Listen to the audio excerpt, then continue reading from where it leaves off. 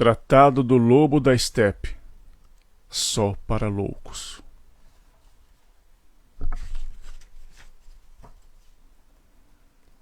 Era uma vez um certo Harry, chamado o Lobo da Estepe. Andava sobre duas pernas, usava roupas e era um homem. Mas não obstante, era também um lobo das estepes. Havia aprendido uma boa parte de tudo quanto as pessoas de bom entendimento podem aprender, e era bastante ponderado. O que não havia aprendido, entretanto, era o seguinte: estar contente consigo e com sua própria vida.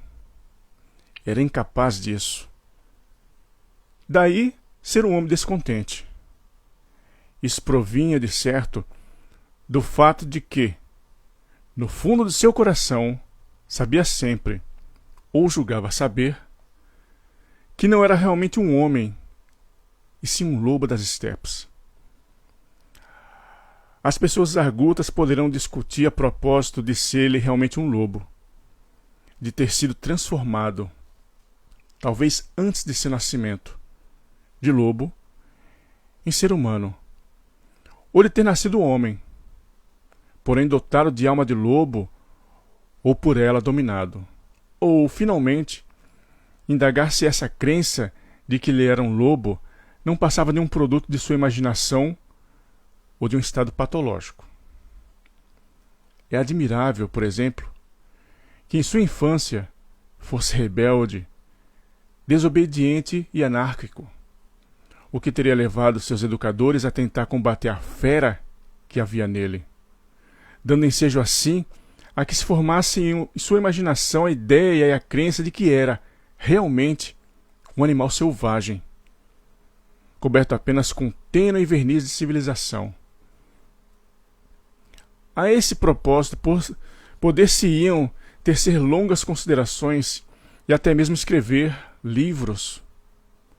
Mas isso de nada valeria ao lobo da estepe, pois para ele era indiferente saber se o lobo se havia introduzido nele por encantamento, à força de pancada, ou se era apenas uma fantasia de seu espírito.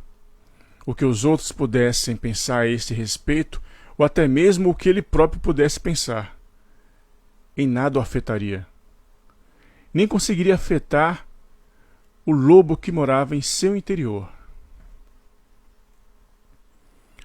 O lobo da estepe tinha, portanto, duas naturezas, uma de homem e outra de lobo. Tal era o seu destino, e nem por isso tão singular e raro. Deve haver muitos homens que tenham em si mesmo muito de cão ou de raposa, de peixe ou de serpente, sem que com isso experimentem maiores dificuldades. Em tais casos, o homem e o peixe, ou o homem e a raposa, convivem normalmente e nenhum causa no outro qualquer dano. Ao contrário, um ajuda o outro. E muito homem há que levou essa condição a tais extremos a ponto de dever sua felicidade mais à raposa ou ao macaco que nele havia do que ao próprio homem. Tais fatos são bastante conhecidos. No caso de Harry, entretanto, o caso diferia. Nele, o homem e o lobo não caminhavam juntos, nem sequer se ajudavam mutuamente, mas permaneciam em contínua e mortal inimizade, e um vivia apenas para causar dano ao outro. E quando há dois inimigos mortais no mesmo sangue e na mesma alma, então a vida é uma desgraça.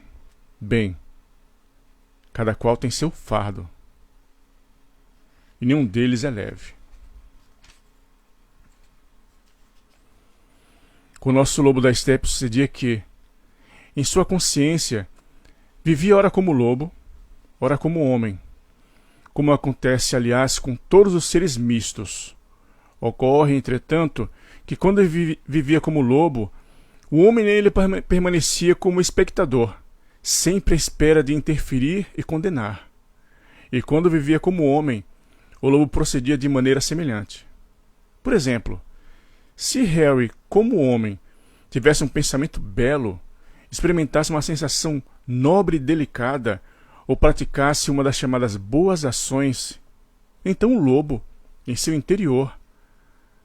Arreganhava os dentes e ria, e mostrava-lhe com amarga ironia o quão ridícula era aquela nobre encenação aos seus olhos de fera. Aos olhos de um lobo que sabia muito bem em seu coração o que lhe convia, ou seja, caminhar sozinho nas estepes, beber sangue vez por outra, ou perseguir alguma loba. Toda ação humana parecia, pois, aos olhos do lobo, horrivelmente absurda e despropositada, estúpida e vã. Mas sucedia exatamente o mesmo quando Harry sentia e se comportava como lobo. Quando arreganhava os dentes aos outros, quando sentia ódio e inimizade em todos os seres humanos e a seus mentirosos e degenerados hábitos e costumes. Precisamente aí era que a parte humana existente nele se punha a espreitar o lobo. Chamava-o de besta e de fera e o lançava a perder, amargurando-lhe toda a satisfação de sua saudável e simples natureza lupina. Era isso que ocorria ao lobo da estepe. E pode-se perfeitamente imaginar que Harry não levasse de todo uma vida agradável e feliz.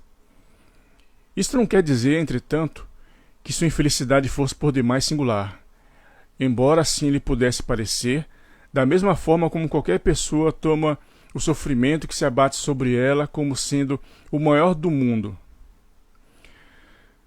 Isso não pode ser dito a propósito de ninguém. Mesmo aquele que não tem em seu interior um lobo, nem por isso pode ser considerado mais feliz, e mesmo a mesma infeliz das essências tem os seus momentos luminosos e suas pequenas flores de ventura a brotar entre a areia e as pedras, assim acontecia também com o lobo da estepe. Não se pode negar que fosse, em geral, muito infeliz, e podia também fazer os outros infelizes, especialmente quando os queria ou era por ele estimado. Por todos os que com ele se deram viram apenas uma parte de seu ser. Muitos estimaram por ser uma pessoa inteligente, refinada e arguta, e mostraram-se horrorizados e desapontados quando descobriu o lobo que morava nele. E assim tinha de ser, pois Harry, como toda pessoa sensível, queria ser amado como um ser todo e, portanto, era exatamente com aquele cujo amor ele era mais precioso que ele não podia de maneira alguma encobrir ou perjurar o lobo. Havia outros, todavia, que amavam nele exatamente o lobo, o livre, o selvagem, o indômito, o perigoso e o forte. E esses achavam profundamente decepcionante e deplorável quando o selvagem perverso se transformava em homem e mostrava anseios de bondade e refinamento. Gostava de ouvir Mozart, de ler poesia e acalentar ideias humanas. Em geral, esses se mostravam mais desapontador e irritados do que os outros. E dessa forma, o lobo da estepe levava a sua própria natureza dual e discordante aos destinos alheios toda vez que entrava em contato com as pessoas. Quem, entretanto, imaginar que conhece o lobo da estepe e pode analisar sua existência lamentavelmente dividida, incorrerá, sem dúvida, em erro, pois ainda não sabe tudo. Não sabe que, como não há regra nem exceção, e como um simples pecador em certas circunstâncias pode ser mais querido a Deus do que 99 justos. Harry também conhecia, de quando em vez, exceções e momentos ditosos em que tanto o lobo quanto o homem podiam respirar, pensar e sentir em harmonia, e mesmo em raras ocasiões estabelecer a paz e viver um para o outro de tal forma que não apenas um vigiava enquanto o outro dormia, mas também se fortaleciam ambos e cada um duplicava a energia do outro.